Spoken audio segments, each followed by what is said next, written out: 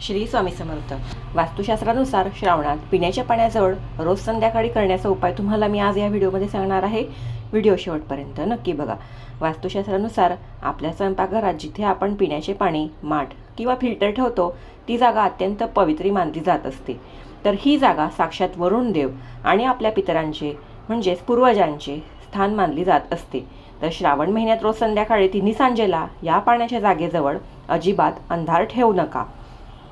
दररोज संध्याकाळी तिथे एक छोटासा तुपाचा किंवा तेलाचा दिवा नक्की लावा किंवा किमान तिथला लाईट तरी चालू ठेवा. अंधार तिथे ठेवू नका.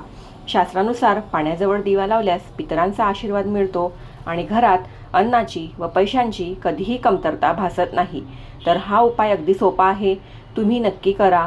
अगदी श्रावण महिन्यातच करावा असा नाही, तुम्ही हा उपाय केव्हाही करू शकतात, पण श्रावण महिन्यात केलेला उत्तमच. तर तुम्ही हा उपाय करून बघा आणि तुमचा अभिप्राय मला नक्की कळवा. आणि अशाच छान तोडग्यांसाठी, माहितीयुक्त माहितींसाठी या चॅनलला सबस्क्राईब करायला विसरू नका. श्री स्वामी समर्थ.